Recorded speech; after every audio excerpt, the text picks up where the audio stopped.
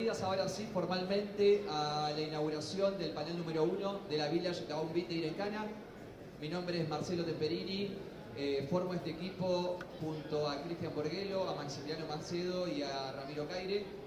Hace más de 4 años que arrancamos con esta Village, buscando un poco traer a la ECO algo de información que tenga que ver con lo jurídico, con la protección de los derechos, con las garantías que a veces en algunas de las cosas que hacemos, de los trabajos, se ponen en riesgo, ¿sí? Uno de los grandes focos que tenemos como Village es poder colaborar con algunas situaciones de compañeros y compañeras que trabajan en Infosec, que son perseguidos muchas veces por la justicia por hacer su trabajo, y en ese sentido siempre enfocamos el alcance de nuestra Village. Este año, para tratar de poner algunos temas nuevos que nos parecían de interés, tenemos 3 paneles que se los voy a contar, que están en la agenda.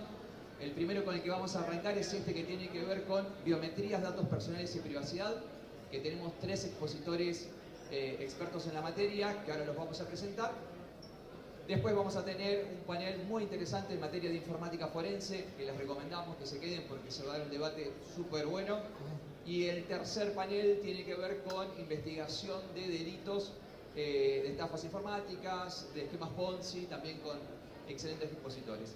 Voy a hacer una breve presentación de la gente que generosamente le agradecemos el tiempo de poder estar acá. Comenzamos con Santiago Gini, es magíster en propiedad intelectual, director de la Diplomatura de Derecho de las Tecnologías Digitales de la Universidad de San Andrés, es presidente de la Comisión de Derecho de las Tecnologías Digitales del Colegio de Abogados de la Ciudad de Buenos Aires. Cuenta con más de 15 años trabajando en estudios jurídicos y en empresas de tecnología como OLX y Tools for Humanity, que es World, conocida como ex-WorldCoin, así como acompañando emprendedores. También nos acompaña Tomás Pomar, abogado especialista en Derecho Informático por la Universidad de Buenos Aires, es docente de asignaturas de Derecho Constitucional y Justicia Digital de la Facultad de la UBA, es presidente del Observatorio de Derecho Informático de Argentina, ODIA, y autor de diversas publicaciones. Por último, el señor Enrique Chaparro, que es matemático por formación de la UBA en Waterloo y Royal Holloway, que ahí nos va a explicar Enrique un poco de qué se trata. Es especialista en seguridad de información, que seguramente conocerán. Hace muchos años, más de lo que le gustaría recordar, su interés en el campo de intersección entre derechos fundamentales y tecnologías digitales lo ha llevado a trabajar, escribir y dar charlas sobre las correlaciones entre la seguridad y la privacidad, sus marcos regulatorios y sus abordajes prácticos. Expresidente y actual secretario del Consejo de Administración de la conocida Fundación Vía Libre. Les pido un fuerte aplauso para recibir a estos 3 expositores y comiencen en el gusto. Les cuento cómo va a ser la dinámica. Cada uno va a tener un tiempo designado de 10 a 15 minutos para hacer una exposición inicial sobre el tema del panel y después van a quedar sujetos a las preguntas del público, ¿sí? Si a ustedes no se les ocurre ninguna pregunta, nosotros tenemos algunos disparadores, pero la idea es que participen y podamos entre todos debatir de un tema que nos interesa como sociedad.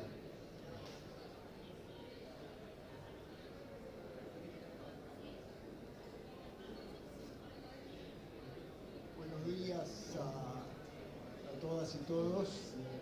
Siempre es un gusto estar aquí, así que estando hecho un sándwich entre abogados, no voy a hablar de derecho.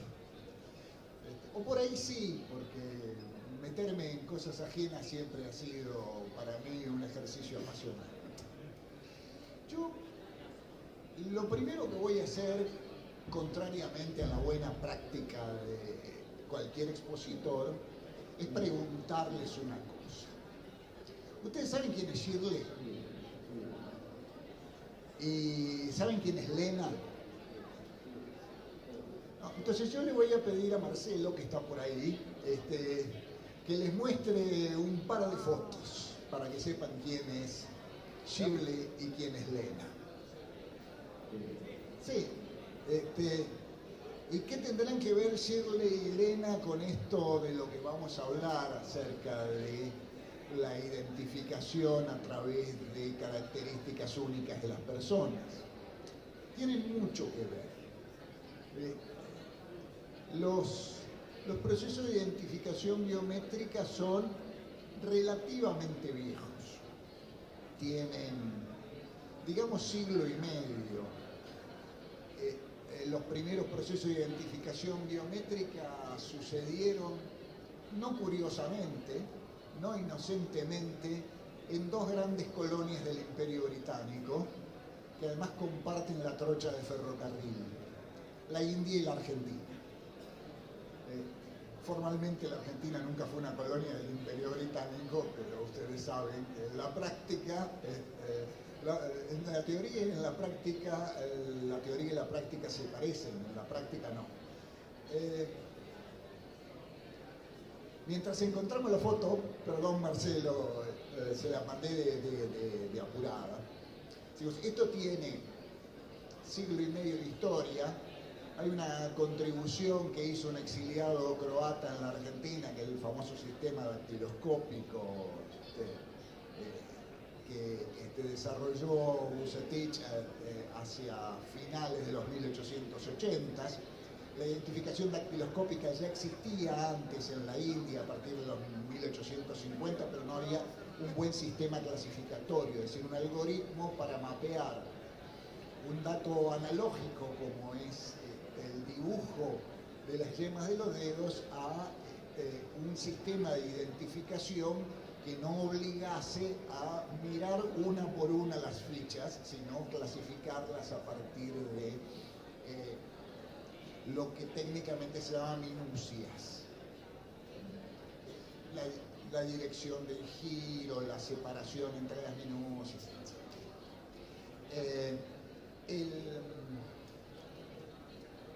Estos métodos han ido desarrollándose bastante con el tiempo y hoy día tenemos una fantástica cátedra. Esta es Shirley.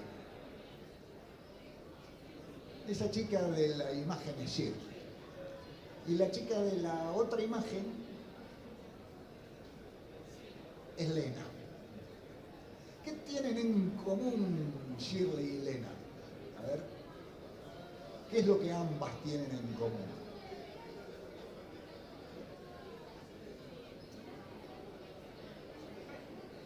Son mujeres. ¿Qué más? ¿Qué más tienen en común? Son blancas. ¿Qué más tienen en común? Son bellezas hegemónicas. Shirley es la referencia que Kodak desarrolló en la década del 50 para comparar los colores de piel. Las Shirley Cards, se entregaban a los laboratorios que hacían el revelado de las películas color de Kodak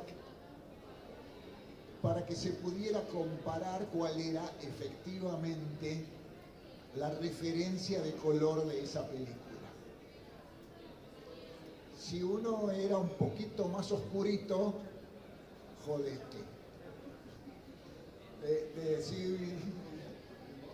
¿Y quién es Lena? La chica de la otra foto. Lena es la referencia de JPG, el algoritmo de compresión que todos conocemos. Lena es un recortecito de 512 por 512 píxeles de una ilustración de la revista Playboy del año 1972. Una modelo sueca. Y ha sido el control de referencia de todos los algoritmos de compresión de imagen por los últimos casi 50 años. Ahora se ha abandonado porque se trabaja con resoluciones mucho más altas y un 512 por 512 no sirve de mucho. Y esto nos lleva a una cuestión importante. El hecho de que pertenezcan a una serie de características determinadas genera sesgo hacia personas con otras características.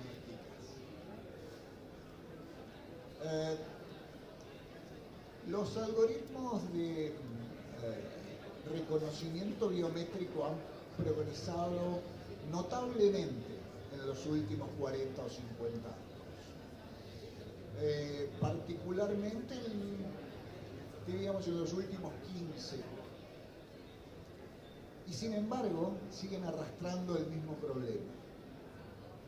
Los algoritmos de reconocimiento facial, que son muy comunes, de hecho hay varios centenares de ellos, y tenemos la fortuna que el National Institute of Standards and Technology tiene un set unificado de prueba para los algoritmos de reconocimiento facial. Y entonces han probado miles de ellos en los 3 casos prototípicos: el 1 a 1, que es el reconocimiento por verificación, lo que uno hace cuando se identifica con su banco; el 1 a N, que permite distinguir una persona entre un conjunto de ellas; y los algoritmos de video, que son los más complicados de todos,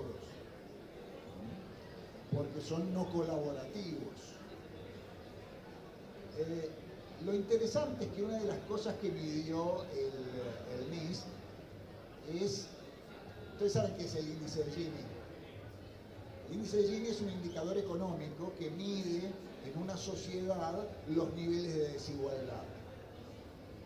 Si el índice de Gini vale 1, entonces toda la riqueza de una sociedad se concentra en una sola persona. Y si el índice vale 0, la riqueza de una sociedad está idénticamente distribuida entre todas las personas. El peor de los algoritmos de reconocimiento facial, que es, y está medido de forma bastante reciente, en 2022, tiene un Gini de 0,87. No hay ninguna sociedad en el planeta que tenga esos niveles de desigualdad. Es decir, ¿cómo mide? ¿Con qué exactitud mide cuál es el índice de positividad entre diferentes grupos demográficos?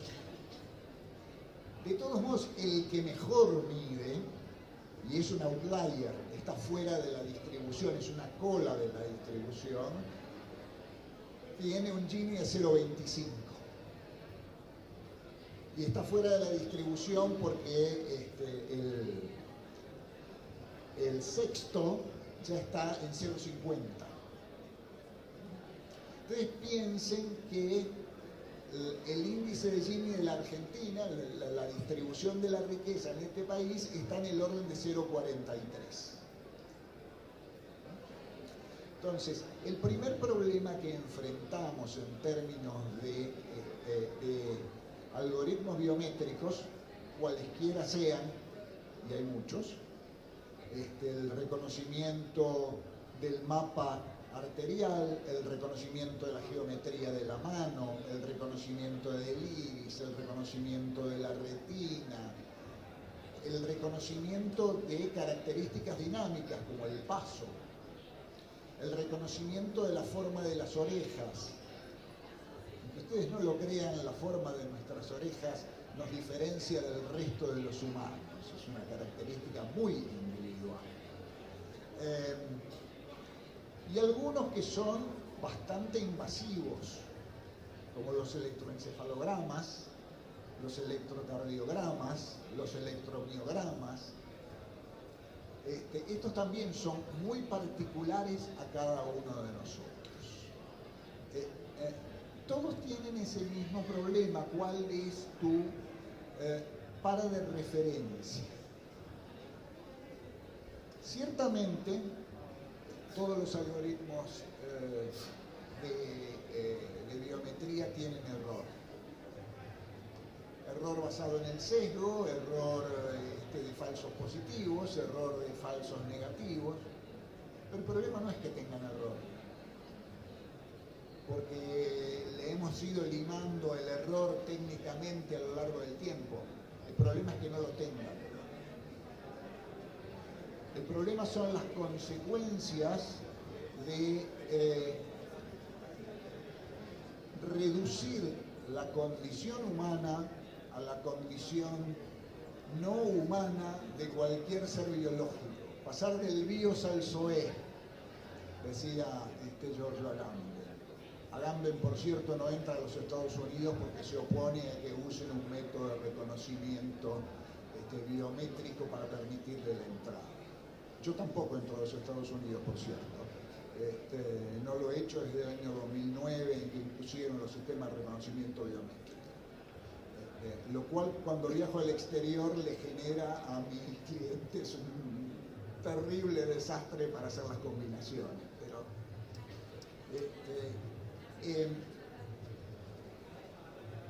ustedes imaginen que, por ejemplo, el gobierno de Corea del Sur le dio a una empresa privada 120 millones de imágenes de turistas arribados a Corea para que entrenaran sus algoritmos de reconocimiento facial.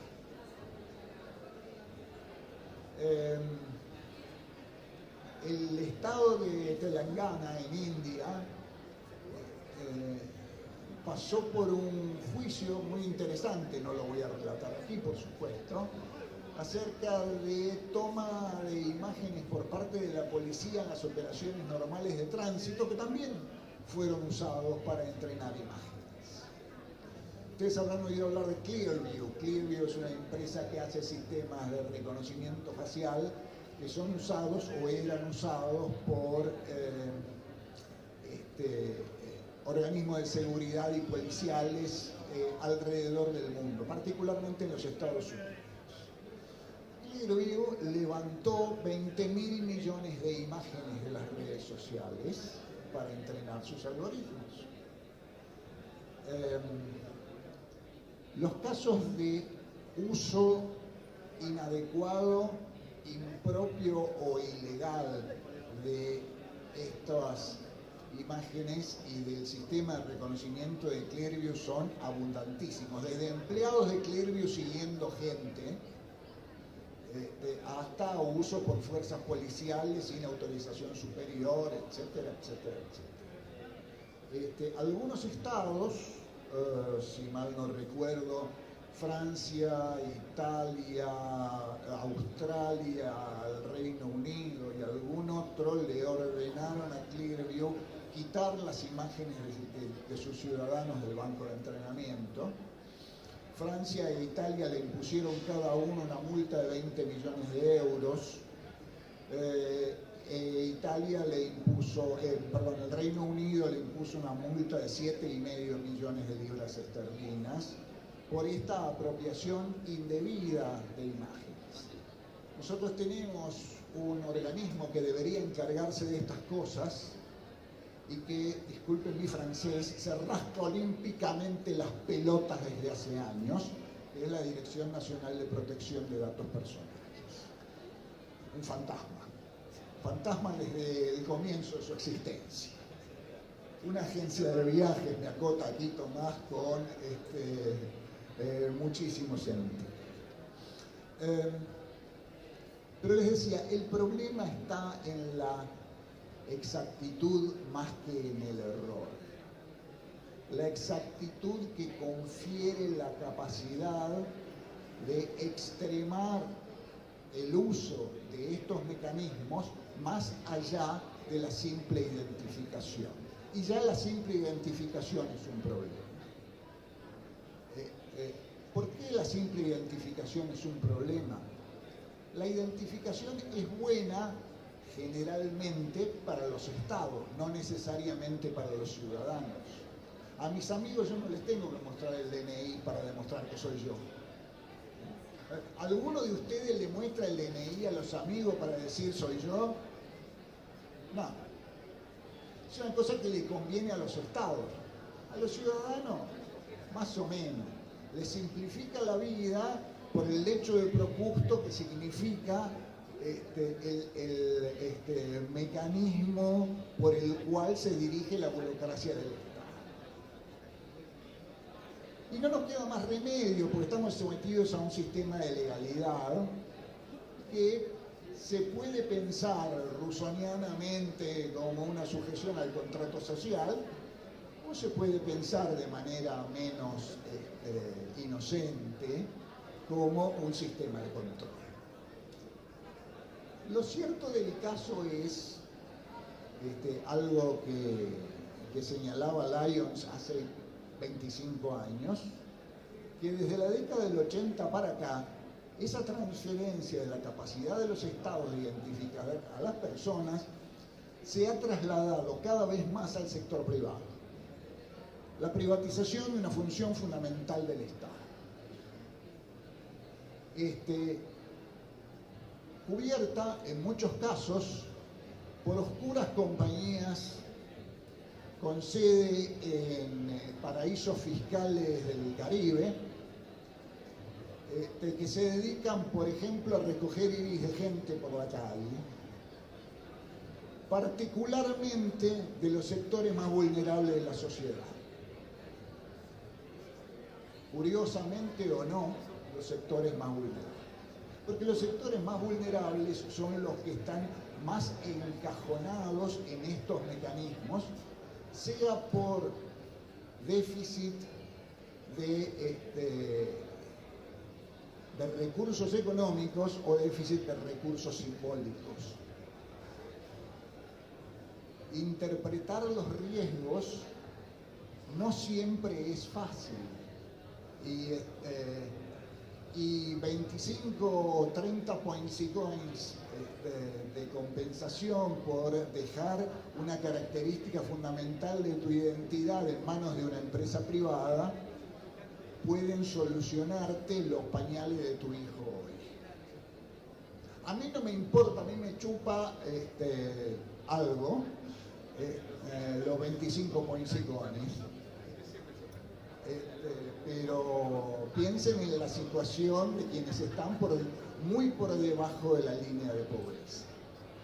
Hay una cosa que nuestra sociedad contemporánea nos ha negado, algo de lo que hablaba Aristóteles hace 2500 años, que es la impotencia, la capacidad de no poder.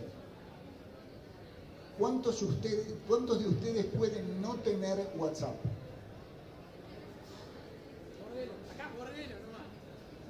Uno, dos, tres, cuatro, cinco. Todos los demás tienen WhatsApp. ¿Por qué? ¿Les gusta tener WhatsApp? No, porque están atrapados en el hecho de que el círculo de mamis y papis del colegio está en WhatsApp. Y si no, no me entero qué pasó con mis chicos. El consorcio está en WhatsApp. Los amigos están en WhatsApp y eso se llama network effect, efecto de red. Yo no tengo WhatsApp ni pienso tenerlo, pero como soy un viejo gruñón, tampoco lo necesito. Pero lo cierto del caso es que esta incapacidad de no poder es un signo característico de nuestra sociedad. Y es la incapacidad de no poder usar sistemas de identificación. Entonces, para cerrar y después entremos en el debate, que es la parte más interesante, insisto, lo que me preocupa no es la inexactitud de los sistemas biométricos, sino precisamente lo contrario, cómo se erigen en un sistema de control social. Gracias.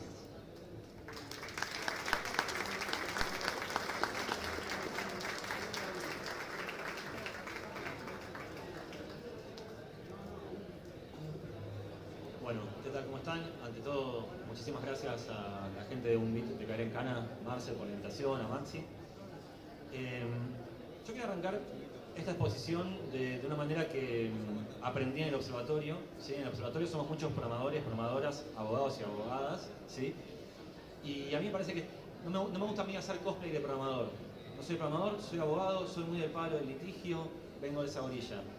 Pero algo que me gusta mucho, que es cuando nos juntamos con el equipo de programadores y programadoras, siempre está esa cosa de, che, haz esto con la compu, y viste que ustedes a veces revelan algo que es como un mundo mágico para el otro, dar un conocimiento que sirva de algo, ¿sí? Entonces, yo quería contarles esta cuestión de biometría y cuál es el estado actual de la situación en base a un muchacho que no traje la foto por respeto, pero que era básicamente el jefe no me acuerdo cuál era, si era CTO o no me acuerdo cuál era su cargo, de la empresa Danaide, que es la que proveía el servicio de reconocimiento facial de la Ciudad de Buenos Aires. ¿Por qué yo quiero traerlo de colación a él en este tipo de evento? Porque al muchacho ese, una tarde del año pasado, le pasó algo muy feo, que fue ir a una audiencia de juicio con nosotros, ¿sí? Es decir, la empresa no mandó un abogado, pero el jefe de tecnología sintió que él estaba citado y se presentó, ¿sí? Vale marcar que él no estaba como denunciado, sino que era como una parte con interés que proveía servicios al Estado, habiendo nosotros descubierto un escándalo de migraciones de datos, tanto de RENAPER hacia el gobierno de la ciudad, como un allanamiento que hicimos a los servidores de la policía. Hicimos una copia forense, creo que lo vi por ahí al doctor Pressman, fue como un momento de ver las clases que habíamos tenido con él, y pudimos demostrar que, haciendo una pericia de bases de datos sobre las tablas, que el sistema, en el módulo específico de inteligencia artificial, tenía cargados muchos más registros de los que tenía que tener, ¿sí? En ese contexto, este muchacho fue a la audiencia y su cara era un horror. Yo sé que esto puede sonar raro, pero uno en las audiencias de juicio se da cuenta cuando una persona es su hábito de todos los días o cuando tiene cara de quirófano, ¿me explico? Y el muchacho la estaba pasando muy mal. Y yo creo que él, en realidad, era una víctima en todo el proceso. ¿Me explico? Era un programador que puso la jeta por la empresa. ¿Se entiende a dónde quiero llegar? ¿Sí? Entonces creo que yo quisiera compartir un poco cuál es el estado de situación, de qué está pasando con datos biométricos, cuál es el estado legal, cuáles son las transformaciones, porque creo que una parte vulnerable en todo esto son los programadores que desarrollan herramientas muchas veces sin un departamento de compliance, sin nadie que esté haciendo un visto, una advertencia a qué se arma, y muchas veces cuando caemos nosotros con acciones legales, los propios desarrolladores de IT no tienen por qué entender en qué están, en qué se metieron, y muchas veces tienen una respuesta por el simple hecho de que son gente de IT y tienen un problema y lo resuelven. Y está perfecto, ¿me explico? Entonces, dicho eso, yo quiero ampararme en lo que dijo Chapa y arrancar en dos niveles sobre el estado de situación de biometría en Argentina. Primero quisiera, siguiendo un poco la línea narrativa que vos propusiste, que creo que es muy adecuada, trabajar el problema primigenio, que es qué es lo que está pasando dentro del Estado con los datos biométricos, y después qué es lo que está pasando en el sector privado, ¿sí? Con respecto a esto, yo creo que, al igual que Chapa hacía preguntas, tenemos un problema de base que viene de antes. Es decir, ahora estamos todos con la cuestión de biometría, inteligencia artificial, y vieron que cada vez hay un nuevo Jerusalén, hay como un nuevo lugar al que hay que llegar, y nunca resolvimos el problema anterior, ¿sí? Un problema estructural que estamos viendo en el Estado Nacional nosotros es que, por ejemplo, como con el caso de Anaide, el Estado está contratando sistemas que hacen tratamiento de datos sensibles biométricos con licencias de software privativo. Es decir, es una simple compra directa por parte del Estado donde migran datos sensibles de la ciudadanía con estructuración de integración de bases de datos. Como ustedes sabrán, o muchos de los que están en el Estado o los que programan, sin el más mínimo control de calidad de cómo se hacen las cosas, ¿sí?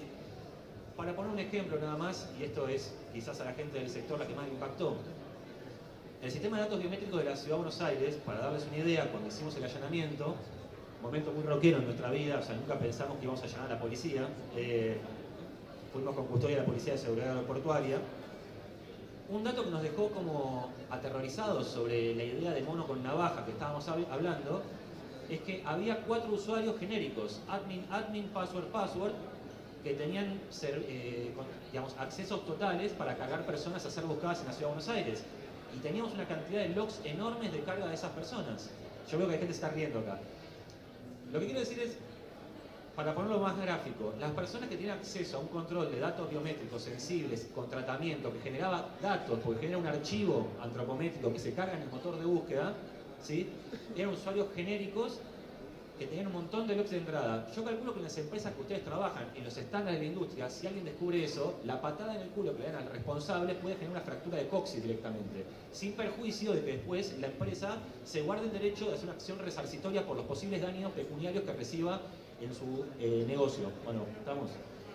Entonces creo que en el sector público tenemos un problema de base estructural con la falta de implementación de prácticas de calidad mínima. Lo que estoy contando no es ciencia ficción, no estamos hablando de la revolución informática para una elección y decir somos la innovación y esto es algo nuevo. Hay más de 40 años de industria informática con buenas prácticas y medidas de seguridad mínimas. Creo que acá todos las conocen y están en conocimiento. Con respecto a eso, para ver la cantidad de problemas que tenemos, ¿sí? Por ejemplo, Fundación Vía Libre por los años 2006, cuando fue el sistema CIVIOS, es decir, que el Estado empezó a implementar datos biométricos, ya teníamos un conjunto de problemas de bases de un descontrol por parte del Estado con respecto a cómo maneja los permisos de acceso a las bases de datos de RENAPER. Pongo un ejemplo más para ver el estado de situación del Estado. Nosotros cuando... digamos, esto es importante, es una cuestión política sustancial. Cuando se implementa el sistema, estaba el mismo partido político en las dos orillas, en RENAPER, Gobierno Nacional, y en la Ciudad de Buenos Aires, ¿sí? Para darles una idea, si ustedes trabajan con contratos de base de datos, verán que un contrato de base de datos más o menos es así, y después le ponemos un anexo técnico o dos más o menos más grandes, ¿no? Esa es una buena práctica. El convenio de la Ciudad de Buenos Aires, del Ministerio de Seguridad con RENAPER, eran 3 carillas, no había control de tráfico, no había alertas, es decir, básicamente la Ciudad de Buenos Aires podía romper el federalismo, de que una base es federal, la otra es local, ingresar a hacer control E, control C, control V corta y una copia local del total de los datos. Y RENAPER nunca se dio cuenta, o lo dejó pasar, solamente cuando cambiaron de gestión se dieron cuenta de la cantidad de datos migrados biométricos, ¿sí? Yo con esto no quiero desvirtuar la charla, pero quiero que entendamos que al tratar datos biométricos no es que estamos hablando de un problema nuevo, estamos hablando de un problema que viene a ser, no sé si la cereza del postre, porque tal vez viene otra cereza más grande después, la tragedia siempre puede empeorar, pero que se está sustentando sobre un montón de malas prácticas del Estado, de gobernanza de datos, una, otra, y es como el chiste de los Simpsons, ¿cómo va a salir del pozo? Seguimos cavando, sin nunca resolver los problemas de base que están estructurales para poder implementar una política informática que tenga un grado de consistencia mínima, ¿sí? Ahora bien, yo con datos biométricos quería, yendo a este punto específico y aprovechando esta invitación a la ECO, marcar este punto de quiebre que marca Chapa, ¿sí? Y lo quiero marcar fuertemente en la idea de condición humana. ¿Por qué? Puede sonar raro en el mundo de la computación plantear esto, pero los datos biométricos, en el esquema de análisis jurídico, no son solamente un dato, sino claramente un dato sensible, por no lo podemos rotar, ¿sí? Algo importante que muchas veces la gente omite, y lo digo por abogados esto, es que la persona que usa datos sensibles genera un archivo, ¿sí? Para después poder aplicarlo a un motor de búsqueda que tendrá machine learning y demás, ¿sí? Es decir, hay un tratamiento en el cual el Estado o el privado genera un archivo .jeta o .oreja, ahora en este caso lo acabo de aprender, ¿sí? Que luego lo aplica a un motor de búsqueda, lo cual nos implica que hay un tratamiento del dato de la persona para generar un nuevo dato que después corre como insumo sobre un sistema. ¿Y por qué creo que esto es importante? Y creo que esto es parte del problema del cambio de época, que nunca lo charlamos, nos juntamos mucho con Chapa, es espectacular, siempre hablo con él, que viene dado por lo siguiente. Siempre que hemos pensado los datos fueron pensados en función de una utilidad. Nadie te dice, yo uso datos, salvo que sea, no sé, un Boyer, o algo así. El dato... Sí, pero es más jovista el Boyer, ¿no? O sea, si tenés una revista Boyer, es que tenés una revista. ¿Me explico? Y esto nos estableció siempre un conjunto de elementos que determinan cómo se debe trabajar con los datos, ¿sí? O cómo deberían las empresas trabajar, ¿sí? Dos principios elementales aceptados por la jurisprudencia son la proporcionalidad y la finalidad, de por qué tenemos datos, para qué los usamos, cuáles son las medidas que usamos, cuáles son las medidas de, digamos, hay un principio más que es de minimización de datos, usar los mínimos datos posibles con respecto a la finalidad que perseguís, etc. Y yo creo que esto está cambiando de una forma interesante, en el Estado y en el sector privado. Y me sumo, si querés, al debate de WorldCoin, perdón, Santiago, que es lo siguiente. Siempre las empresas, cada vez que usaron datos, tomamos datos para la unidad de negocio, ¿sí? Tenemos una unidad de negocio que requiere datos, los procesamos los datos y cumplimos la finalidad de negocio que tenemos y que después tendremos la ganancia, etcétera, ¿sí? Y la idea de datos iba como una idea de morigeración de riesgos, ¿sí? Como, che, no nos mandemos macanas con esto, porque es parte de la unidad de negocio que estamos desarrollando y demás, ¿sí?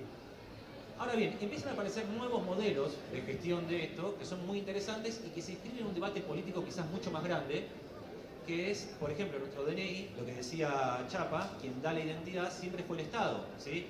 En Argentina, históricamente, el Ministerio de Interior, que nuestros padres, nuestros abuelos, era como el ministerio pesado porque manejaba la identidad y la poli, ¿sí? En la época que la federal era como la federal. Y creo que esto es interesante, porque quizás el primer cambio de esto, si bien no con datos biométricos, lo empezamos a ver en los periodos de las redes sociales, cuando empezamos a sentir que Mark Zuckerberg quería generar el Ministerio de Interior Galáctico de Internet, que te daba el servicio de validación con tu usuario de Facebook de ingreso a cualquier página o aplicación, ¿no? Esto genera un problema en el cual uno puede generar una cantidad absurda de perfiles de Facebook, ¿no? Entonces, acá aparece la biometría como un modelo de negocio importante, ¿sí?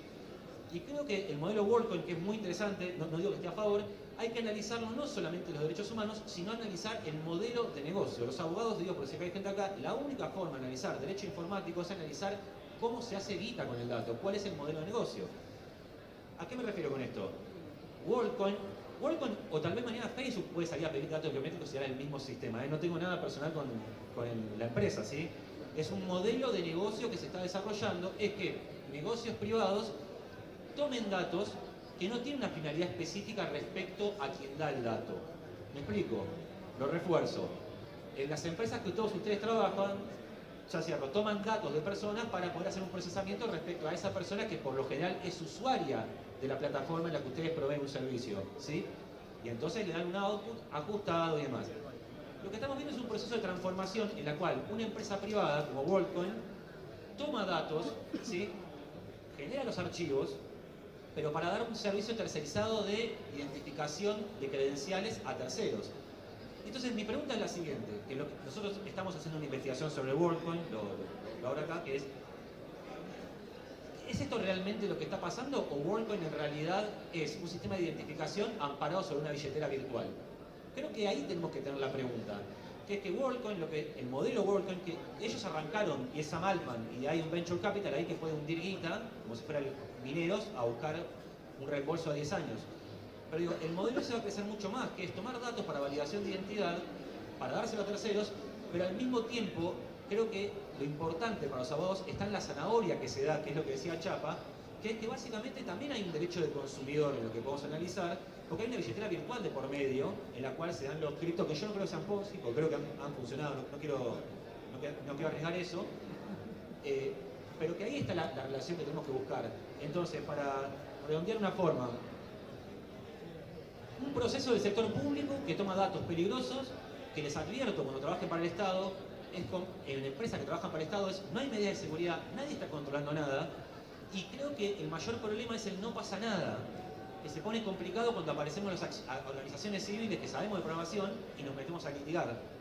Digo, para este muchacho no puse su cara porque si estaba acá sería che, puse mi imagen y meterme en problemas, ¿sí? Y el segundo punto es esta transformación de los datos como un insumo en sí mismo valioso a inversión de riesgo, de expectativa de poder vender servicios masivos de validación de usuario, ¿sí? Que nos meten en un negocio distinto, pero que al mismo tiempo están parados en una billetera virtual.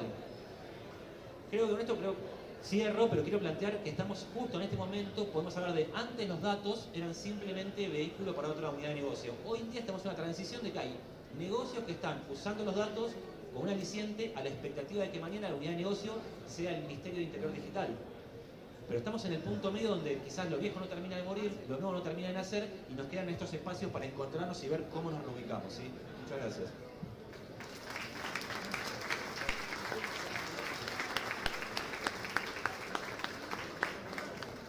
Bueno, muchas gracias a todos los que vinieron, a los que nos invitaron. Yo tenía una charla pensada, pero bueno, claramente vamos a hablar de World. Ya no es más WorldCoin, es World, el proyecto. Creo que para entenderlo hay que partir un poquito más atrás, que es bueno, qué es lo que lo hace interesante, ¿no? Como sabemos, la inteligencia artificial, de la cual Sam Altman es un jugador importante, pongámosle todas las comillas que queramos, dice, bueno, superado el test de Turing, ya sabemos que las máquinas pueden contar semáforos, bicicletas, motocicletas, leer captchas, lo cual generó un gran problema para una enorme parte de la construcción de los desarrollos tecnológicos vigentes, ¿no? Entonces a partir de ahí dicen, bueno, hay que encontrar una forma de asegurarte de que no estás iterando con un bot en un mundo globalizado, complejo, en el cual los bots no solamente van creciendo en cantidad, sino en calidad, y son actores importantes del desarrollo de la modernidad. Voy a dar un ejemplo, Pau. Se dice que Milei salió de cuatro gordos hablando en Twitter. Bueno, la interferencia de los bots en las elecciones vía Twitter es un caso interesante, ¿no? Entonces, vos hoy tenés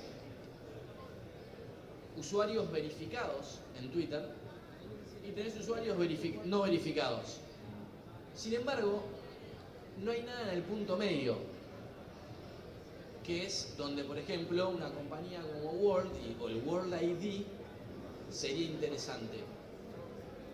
Sabemos que, o por lo menos yo creo, y siempre lo defendí, tengo publicaciones sobre el tema de la importancia del anonimato para la libertad de expresión. Entonces, si yo quiero hablar bien o mal de un gobierno en Twitter, pero quiero garantizarle al mundo que soy una persona humana y no un bot creado en otro país, o en una granja, pero a la vez no quiero decir quién soy, porque por ahí soy un empleado del propio gobierno que ve cómo se mal manipulan bases de datos, por ejemplo, debería tener una opción, ¿no? Sería un caso de uso, ¿no?, de Word. Pues creo que hay algunas precisiones que vale la pena hacer. El proyecto trae como distintas tecnologías y cada uno acoge la que quiere. Podés usar la wallet sin verificarte. No es obligatorio que te verifiques. Simplemente te descargas la wallet como te puedes descargar MetaMask. No hay obligación. Ahora, cuando vos creás un ecosistema, obviamente está atrás de integrar. Y el modelo de negocio puede no estar definido, porque en Internet los modelos de negocio se van dando con el tiempo. Cuando Larry Page armó Google, no tenía pensado lo que es hoy. Cuando un muchacho llamado Craig armó una lista y terminó siendo un clasificado muy grande, que se llama Craigslist en Estados Unidos, era la lista de Craig, que ponía lo que los amigos vendían. Vuelvo al mundo World. Claramente uno puede usar distintas formas de verificación de identidad, y ahora sí me voy un poco más a lo que tenía pensado decir, ¿no? La charla se llamaba algo así como el negocio de los datos biométricos, ¿no? Y yo ahí, cuando pienso en negocio, siempre pienso como en cualquier relación jurídica. A mí me gusta el justo medio aristotélico, eso por ahí me define un poco. Y pienso en el balance, ¿no? En el balance de todos los principios que acá recién mencionaban, de los cuales creo en minimización de datos, principio de proporcionalidad, finalidad, pero también creo en la autonomía y la voluntad. Yo no creo en las personas que salen por ahí sin entender del todo cómo funciona, sin conocer el concepto de privacy enhancing technology o tecnología de empoderamiento de la privacidad.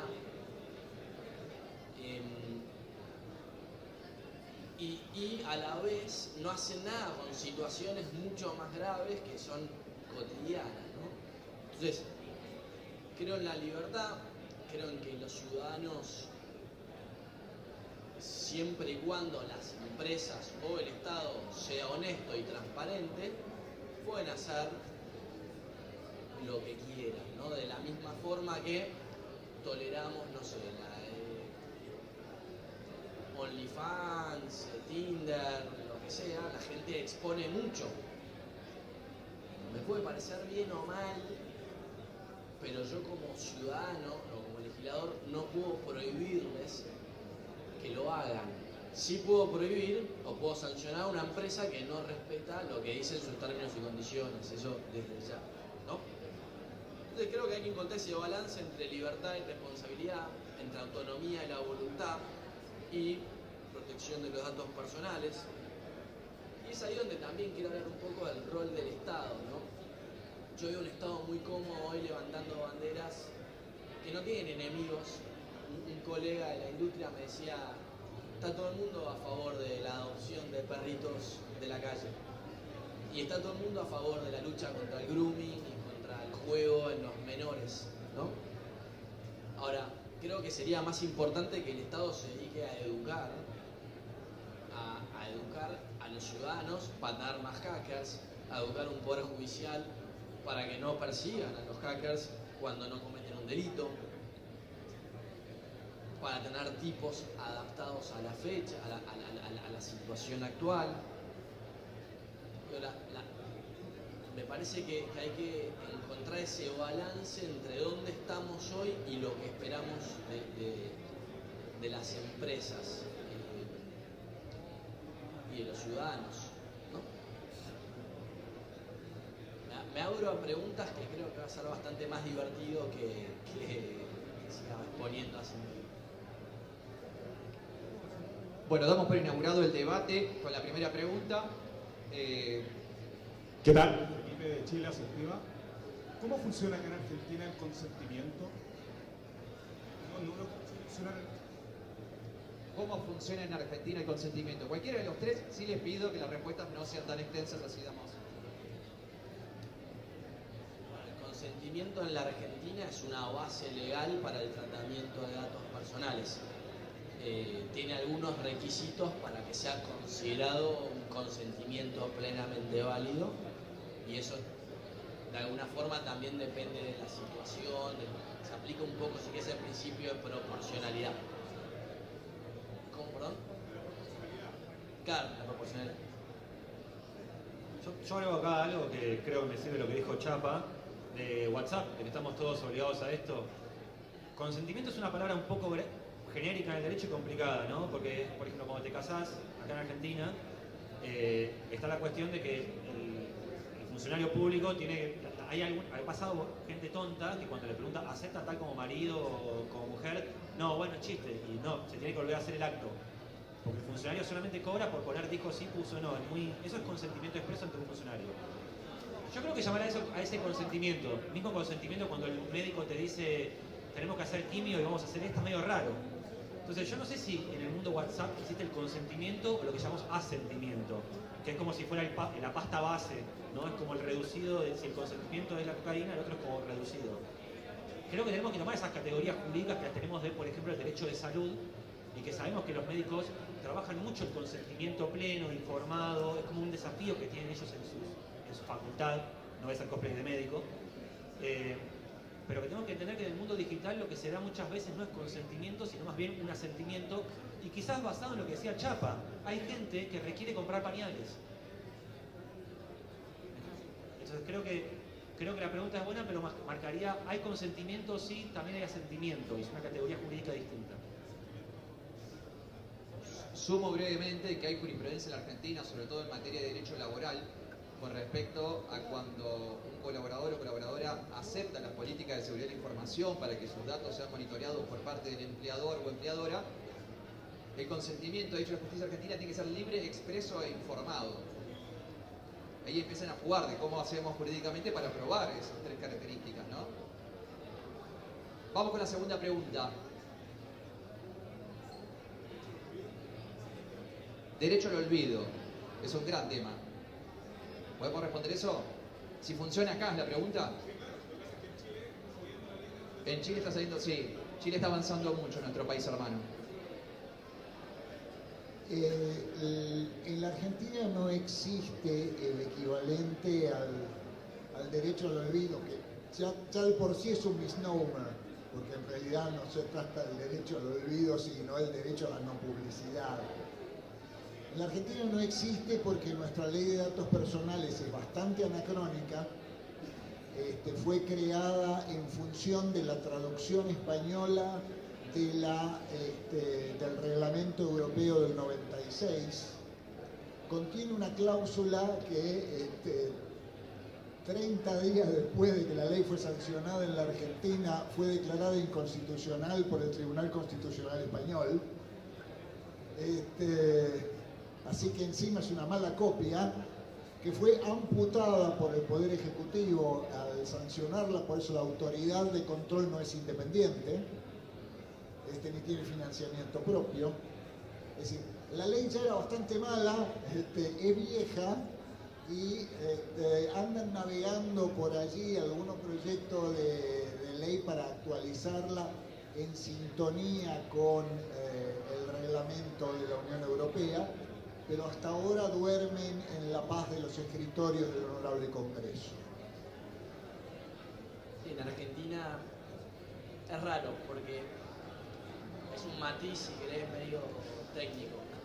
Nosotros sí tenemos un derecho al olvido que no es el derecho al olvido de la Unión Europea, que tiene que ver más con, si querés, la primera etapa de protección de datos personales, que es con las bases de datos comerciales, que era, si yo ya pagué mi deuda, que el banco no me limite a sacar un préstamo porque no pagué Movicom en el 98.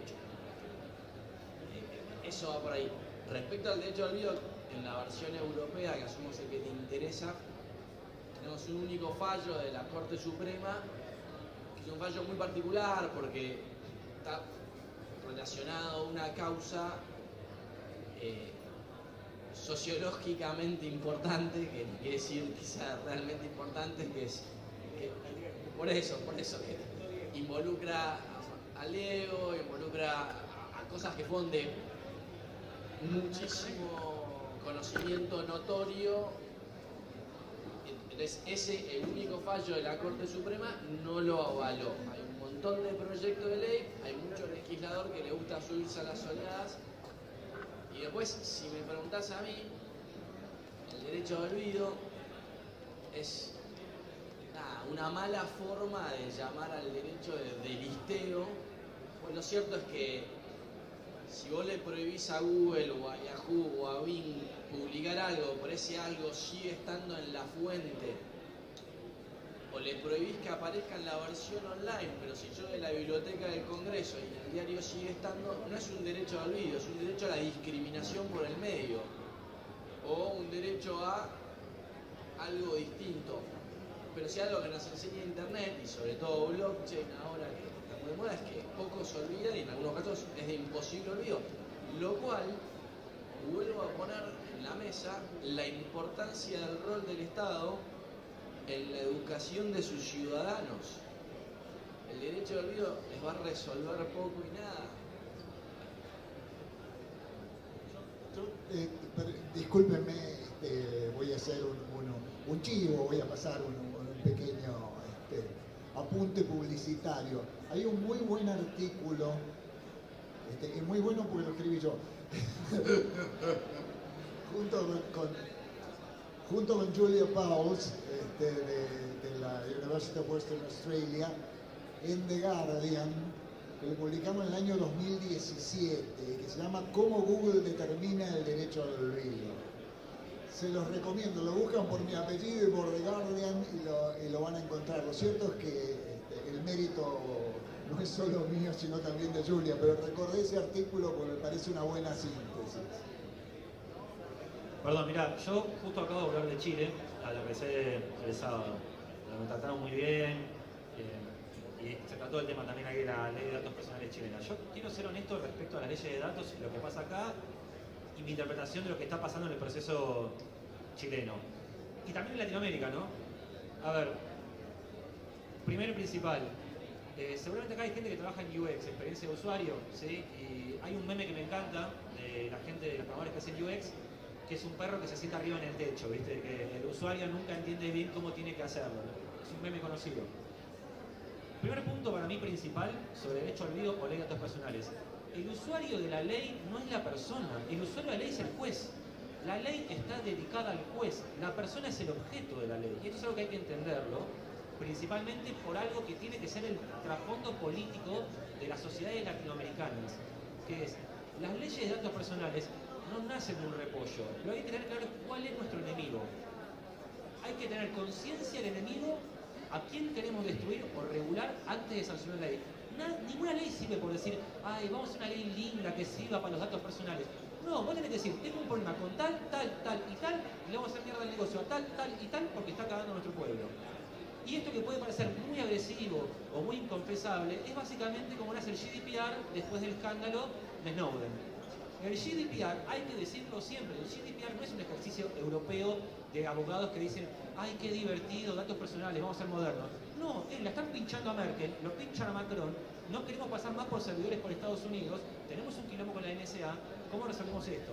Y aparte, una decisión política europea de decir, vamos a poner políticas protectorias de datos para fomentar la industria de software adentro de nuestra jurisdicción.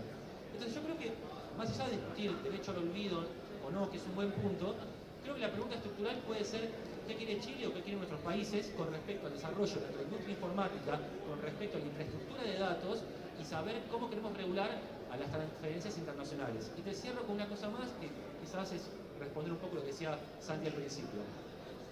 Queda mal que yo hable de juicios que ganamos, pero es un juicio que ganamos.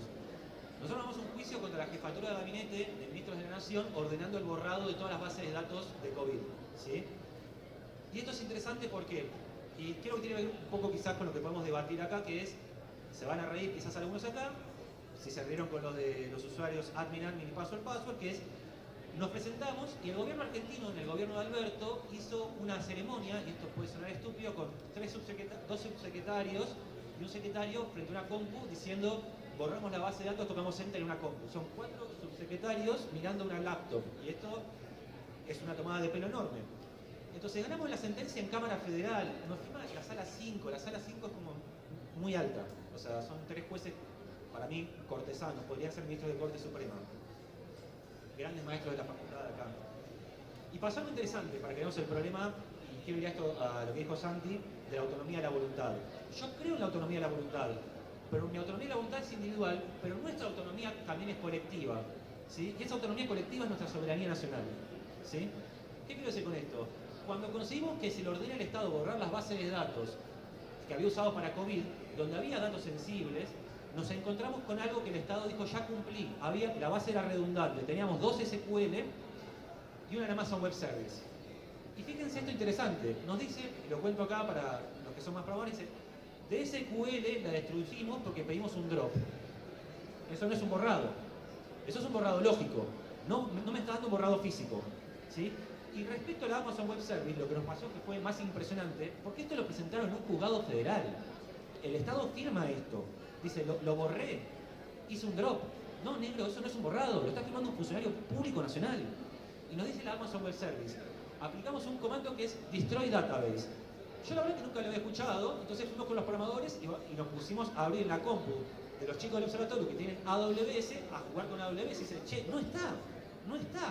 Y me dice, bueno, tal vez uso una abstracción, ¿viste?, sobre AWS para poder verlo. Ahora bien, mi pregunta es la siguiente. Creo que esto puede aplicar un poco al modelo WorldCoin y al consentimiento pero colectivo, a nuestra soberanía, a nuestro derecho colectivo.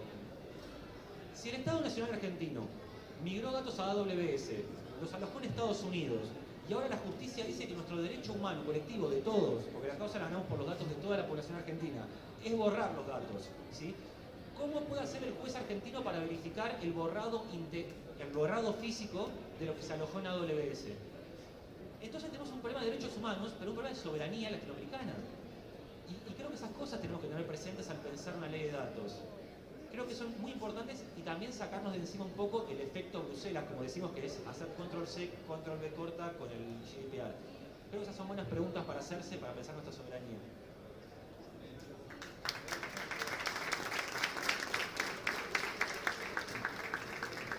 Yo soy un ser raro, en general, pero en datos personales en particular. Yo datos personales mucho antes del GDPR. Mi primera publicación jurídica era sobre spam.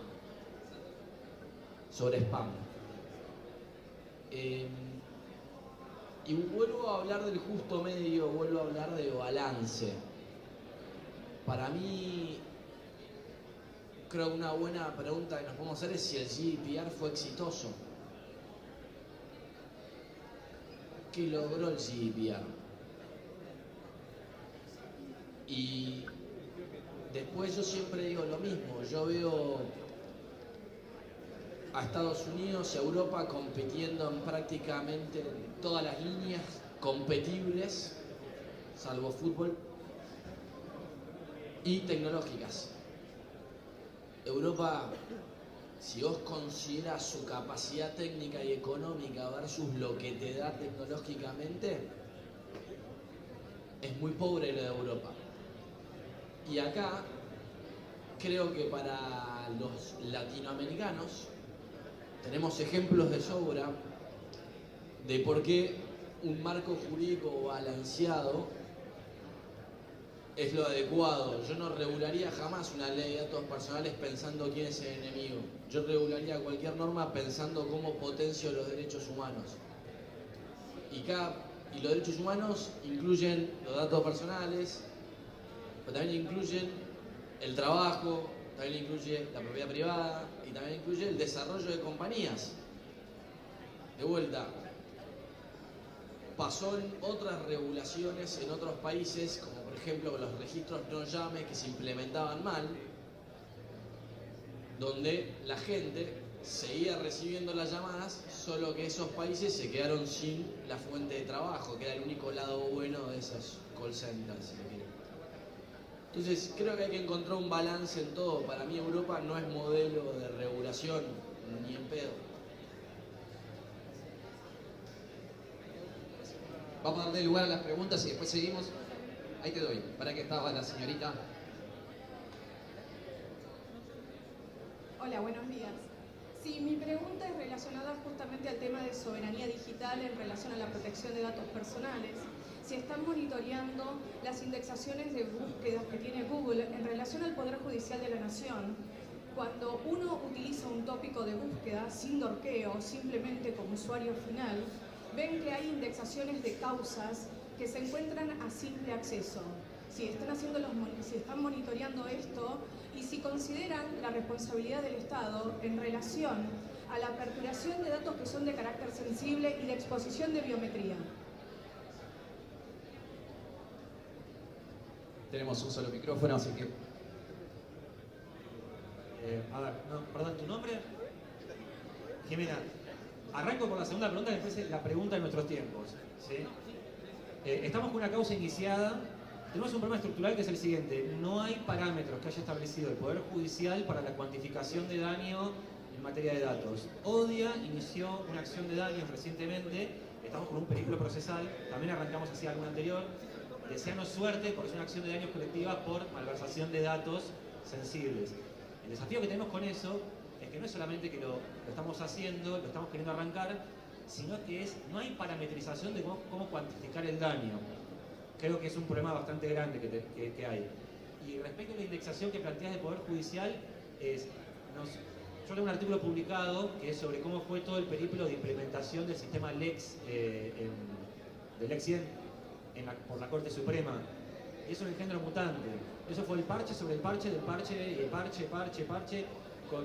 Yo ahora está saliendo otro artículo que es que la contratación pública esa es tan nociva que en el año 2019 hubo más o menos como una media feria más por corte de sistema.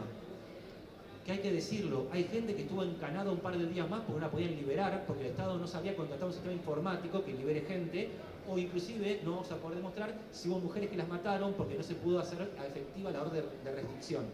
Entonces, las contrataciones públicas en sistemas sensibles de forma irresponsable matan. Y esto es algo que hay que decirlo. Pero no tengo un monitoreo de lo de Google que me decís. Acá.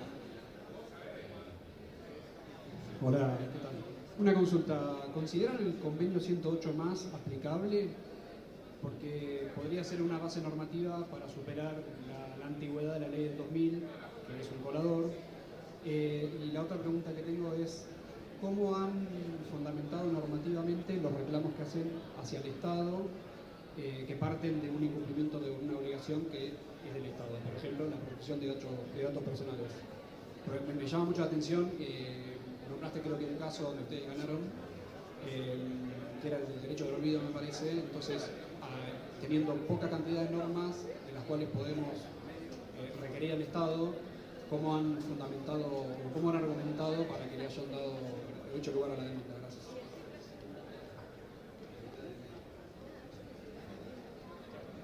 Una primera observación es que el convenio 108 Plus no está vigente.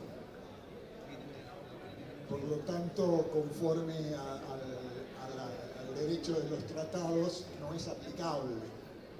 Todavía falta que lo ratifiquen 4 o 5 países más. Es una buena referencia, pero en principio no es derecho todavía. Es expresión de intenciones. Respecto a la segunda parte de la pregunta tenía que ver con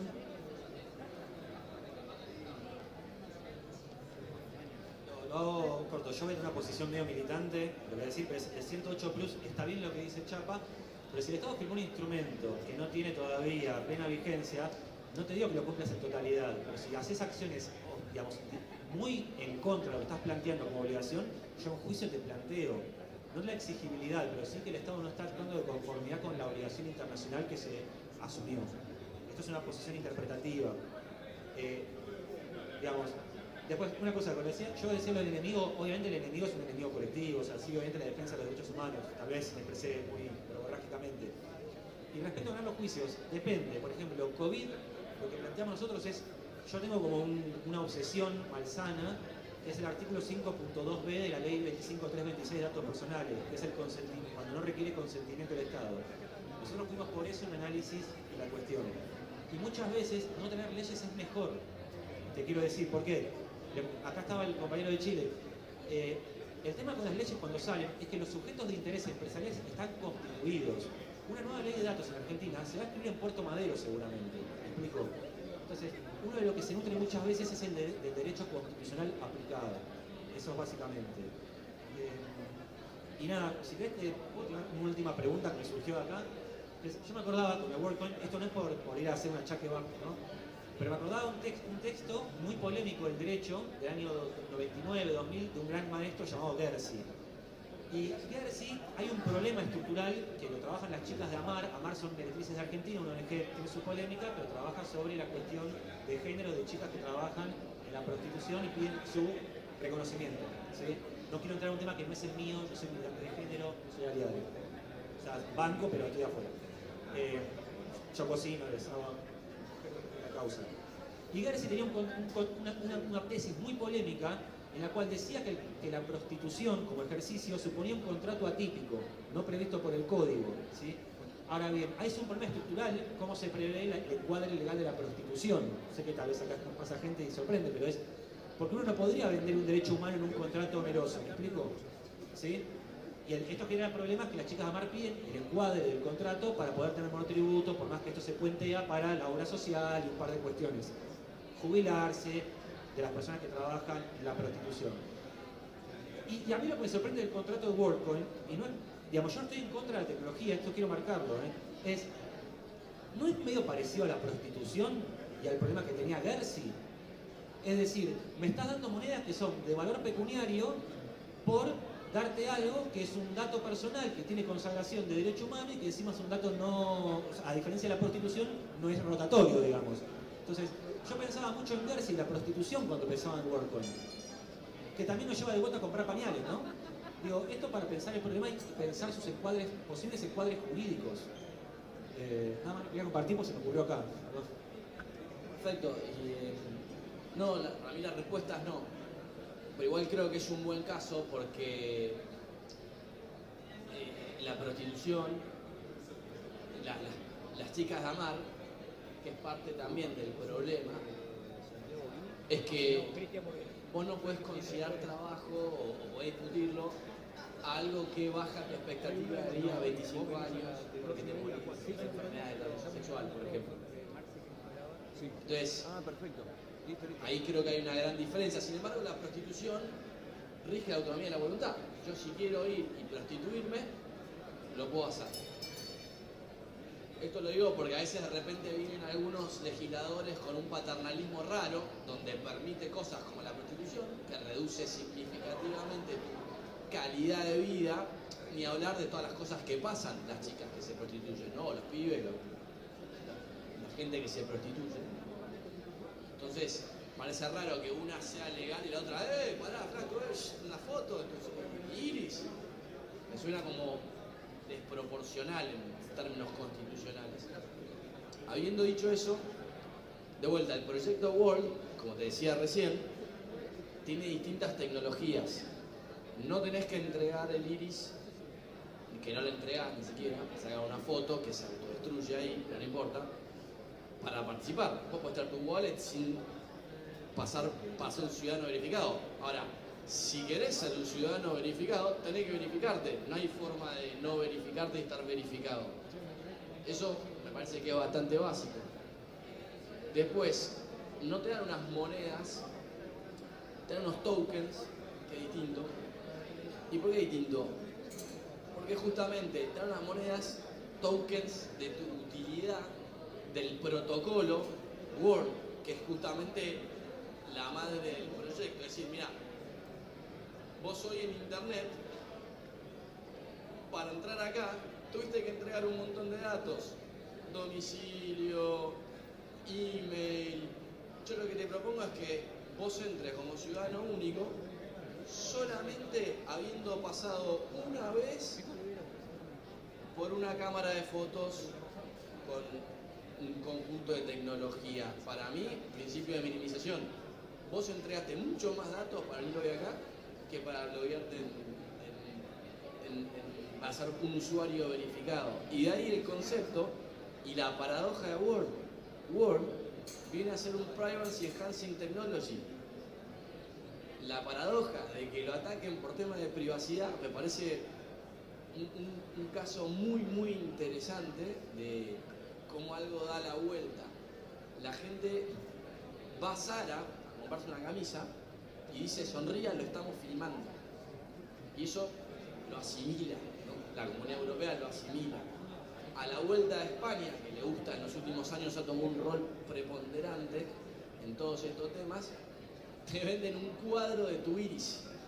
O sea, vos vas, sacás una foto, es un cuadro.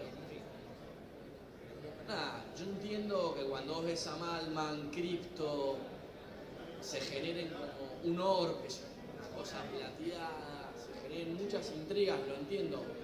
Pero creo que hay que empezar a separar la paja del trigo para ver si realmente estamos enfocando o no en lo que queremos criticar, ¿no?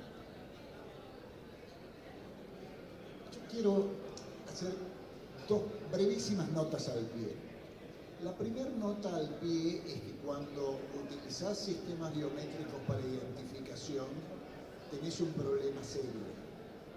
Cuando usas una password y tu password se pierde, alguien puede resetearla. Cuando usás un dispositivo de proximidad y tu dispositivo de proximidad es clonado, podés eliminar ese registro y reemplazarlo por otro.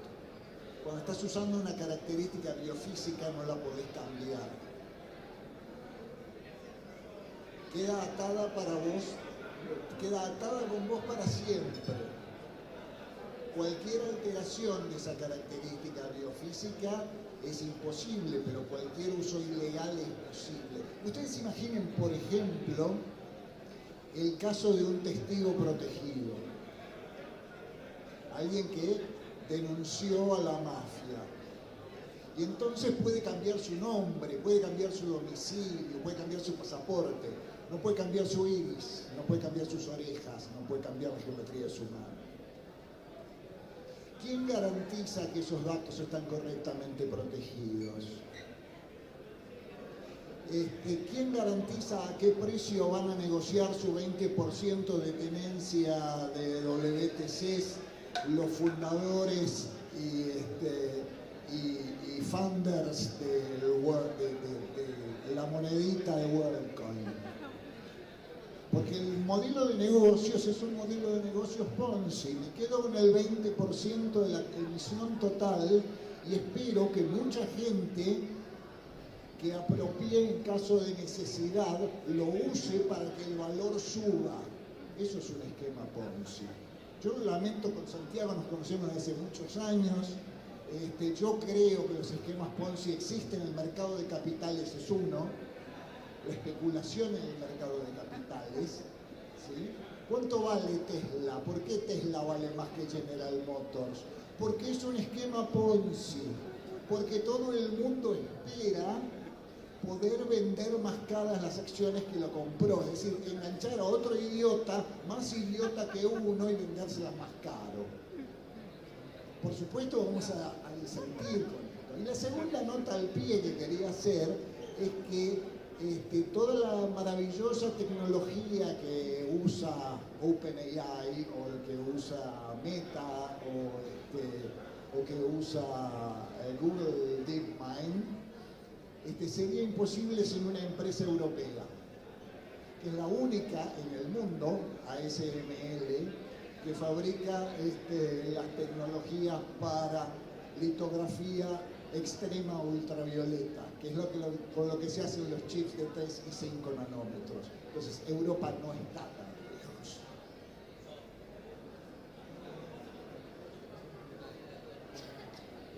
Nada más, una última cosa, voy a ser lo más conciso posible porque está Cristian. Yo creo que hay un punto interesante que se marcó acá, que es la seguridad, y vuelvo al tema de la prostitución. ¿Sí? Vuelvo al tema de las chicas de amar, las putas y los taxi boys. ¿Sí? Al trabajo sexual. ¿Sí? Que es interesante porque yo quiero ser claro esto, no estoy en contra del modelo de WorldCoin, no estoy en contra de que haya una verificación privada, no soy un budista. Lo que digo es que cuando yo veo a alguien que lleva una tasa de ganancia tan alta, digo, che, tal vez faltan un par de medidas de seguridad, ¿viste? ¿Sí? Y creo que puede mejorarse mucho el esquema de protección a los consumidores, a los usuarios, etc.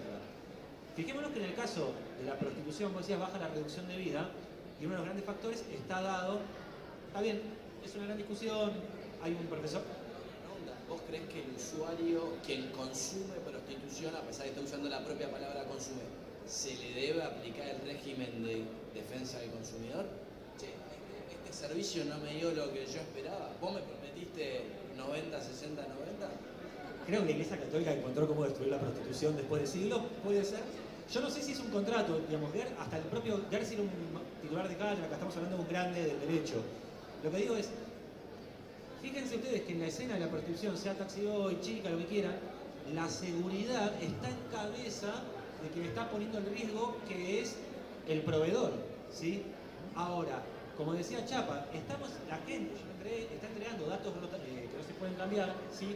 Ante la invisibilidad de cuáles son las medidas de seguridad y solamente bajo la fe de no, Casa Malman, es un grosso, chabón. Pero ¿qué medidas de seguridad podemos tener los usuarios de esto? Lo que está diciendo está muy mal. No es así, no es públicamente así, están las auditorías publicadas, es decir, todo el proyecto es abierto, podés ver las auditorías por terceros, que estás hablando de algo que honestamente no sabes.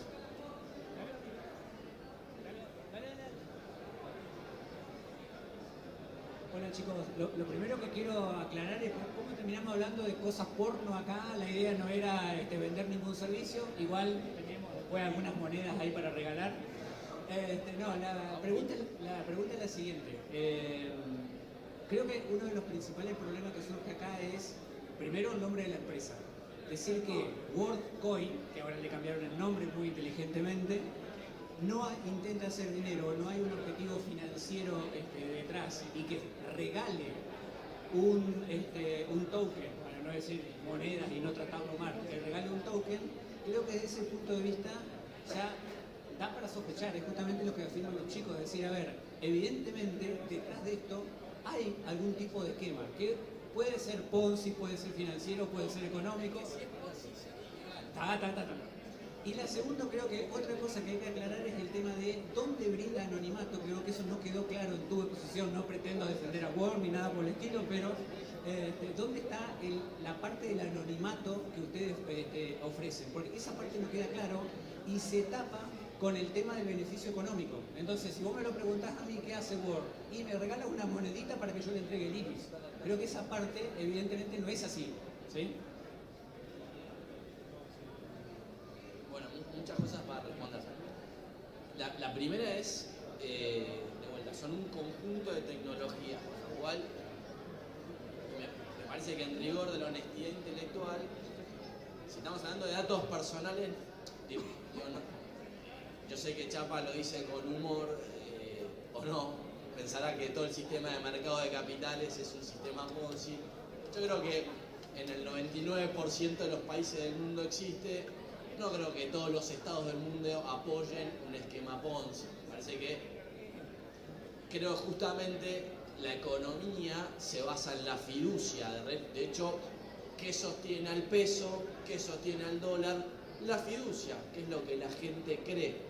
De ahí a decir que es todo un Ponzi, me parece que hay un salto lógico y técnico gigantesco.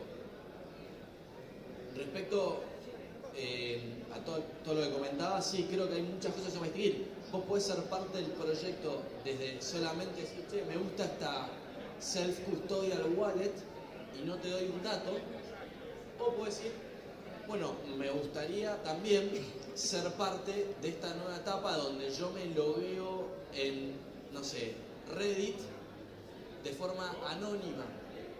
Y después pasa simplemente a ser como un sistema de firma digital. Cosa que también es rara.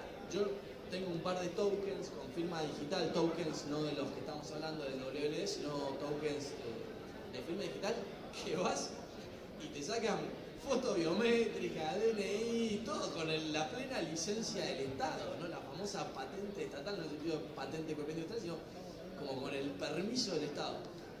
Con lo cual también me lleva a mí a mucho de la asimetría y la hipocresía estatal que hay y de muchos players, porque yo no veo a nadie llorando a las empresas de firma digital que me sacan una misma foto en alta calidad de mi iris, me piden mi mail, un montón de datos que Word no te pide.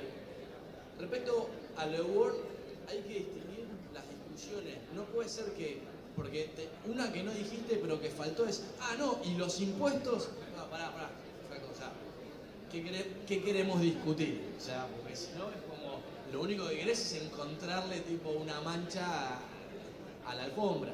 Entonces, hablemos de datos personales. Datos personales es un régimen. FinReg es otro régimen. ¿Querés creer que vendés el iris? Yo creo que no. Creo que lo consentís, no una, dos veces. Es opcional, nadie te obliga.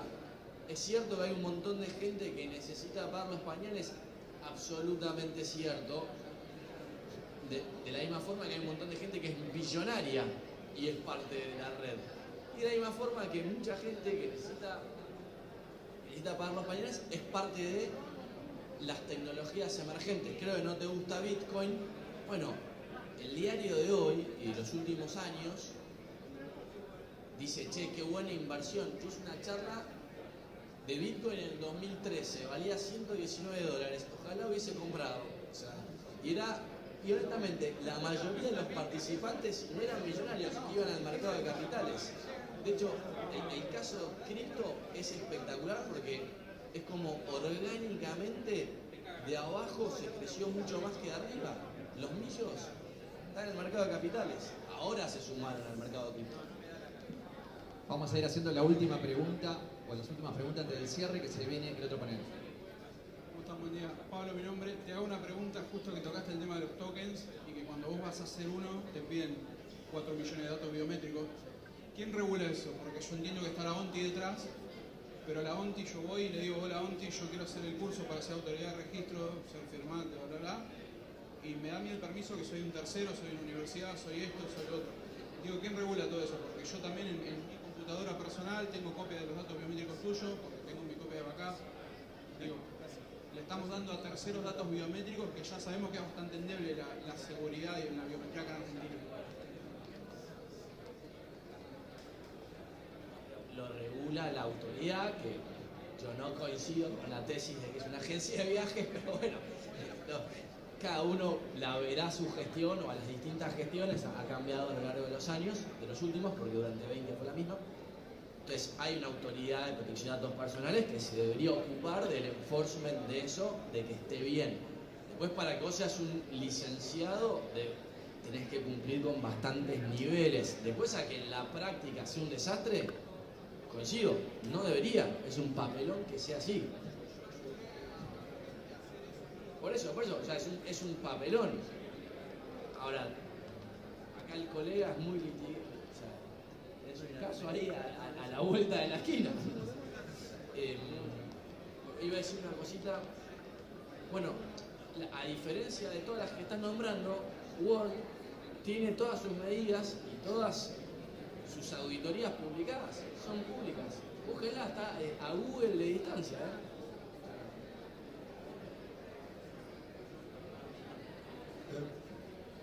Yo quiero hacer una pequeña observación de, digamos, rigor matemático. Ningún sistema que permite distinguir a cada uno de los individuos dentro de un grupo es anónimo, es seudónimo, que no es lo mismo. No es lo mismo un avestruz que afeitarse con un vidrio. Entonces, distingamos bien las cosas. Lo segundo es que ninguna auditoría de seguridad garantiza que lo que está corriendo en el sistema en ese momento es lo que se auditó. Yo con respecto a esto de la seguridad, creo que acá hay mucha más gente, pero quiero volver, una parte ya la dijiste vos, y una cosa que uno aprendió con los años, una gran persona acá en la ECO me dijo, los sistemas hay dos tipos, los que rompimos y los que vamos a romper. ¿Sí? Es una gran definición, una persona acá digamos, una persona acá de la ECO Party. Ahora bien, yo no tengo ningún problema con WordPress, yo esto lo quiero dejar claro, yo soy una persona que me dan un problema y lo llevo a la facultad, tenemos grupos de estudio y pensamos litigios y hacemos análisis. Podríamos hacer cosas más divertidas, pero nos gusta esto. El tema es que la facultad puso al lado una cervecería, que la van a ver a la tarde, y eso mejoró mucho la enseñanza de Derecho. Nos juntamos a discutir el caso WordPress. ¿Sí? Dicho eso, yo creo que está claro que el modelo de negocio tiene una pata que es a expectativa de vender sistemas de verificación para terceros, que está pseudonimizado, que tiene un dato sensible ahí que hay que ver si puede retrotraer a reconstruir el ISO o no, y que en definitiva no deja de ser esta frase que hemos aprendido todos, que la nube no es más que tus datos en la computadora de otro. ¿Sí? Entonces, tiene todos los elementos arquitectónicos de un proceso que pareciera tener un par de complicaciones, en las cuales llegamos tarde, los abogados, a analizarlo, y llegamos a preguntarnos, bueno, ¿cuál es la posibilidad de ejercer soberanía real sobre los datos que se migran? ¿Cuál es el derecho de un ciudadano, por ejemplo, a pedir una habeas data, de pedir sus datos registrados en WorldCoin?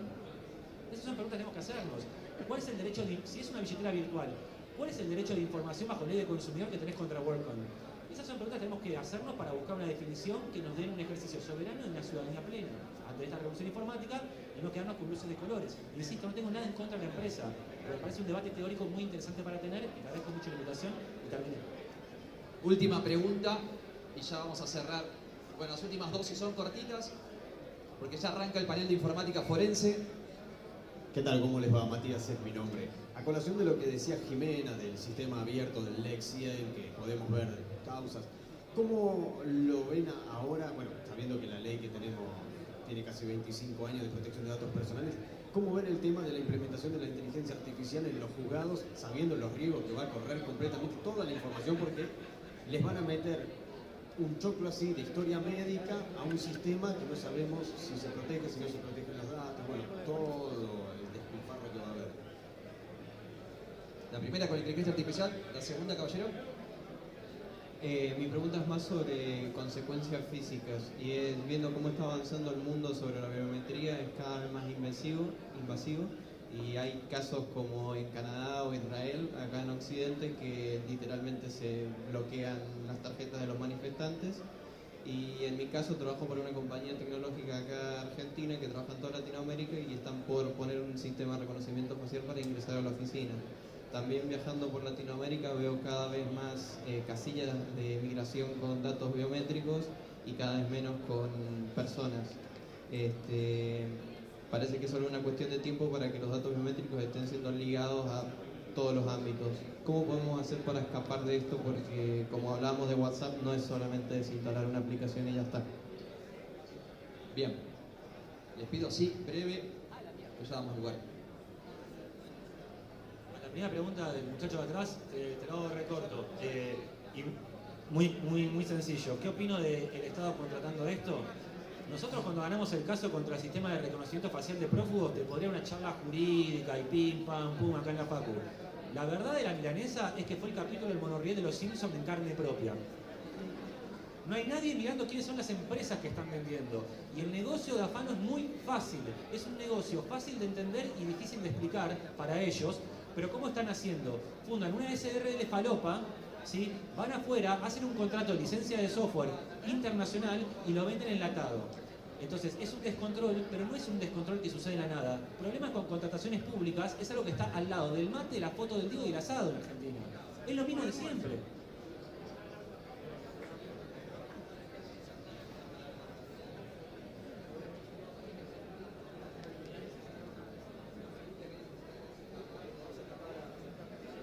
No, yo creo que no nos vamos a poder escapar. Creo que hay que hacer como individuos exigir que el Estado cumpla, exigir que el Estado eduque y como individuos exigir nuestros derechos. Yo soy el primero que le dije, si cualquiera me prueba que Word vende los datos, yo soy el primero en renunciar y en iniciarles un reclamo por estafa. O sea, lo que pasa es que necesito que venga eso fundado en pruebas, si no me suena más a, no, pero el modelo no... Bueno, no, maestro, vamos... Porque tampoco nadie descarta que Word fracase económicamente, que sea un proyecto como el de Santi City, que by the way, también te pedía imagen, videíto, palabras, y nunca nadie hizo nada por el lado de privacidad. Yo no vi ni a Chapa, ni a Pablito, ni a nadie de las autoridades diciendo nada en contra de eso. Pero bueno, por ahí la juega Santi City, un uso. Chapa, ¿algo para cerrar? Algo para cerrar. Yo voy a discrepar ligeramente con Santiago respecto a que no podamos hacer nada. En realidad podemos hacer mucho. Tenemos los mecanismos para hacerlo, son los mecanismos de participación política. Es reclamarle a nuestros representantes, a nuestros legisladores, a la gente a la que le ponemos un votito cada 2 o 4 años, que necesitamos, que exigimos que estas cosas cambien, cuando menos que se midan con criterios más amplios respecto a la invasión que significa la privacidad. Insisto con algo que decía al principio, porque está en el artículo 1 de la Declaración de los Derechos Humanos. Todos somos libres e iguales en dignidad y derechos. Y muchas veces nos olvidamos de esa primera palabrita, la de dignidad. Recuperar la dignidad humana es una tarea colectiva y política. Gente, les pido un fuerte aplauso para Santiago Gini, para Enrique Chaparro y para Tomás Pomar, que recién se nos fue. Muchísimas gracias por haber participado de este panel. Quédense porque ya está arrancando el segundo panel con grandes amigos, entre ellos el ingeniero Gustavo Presman, a quien le agradecemos personalmente que se nos tomó el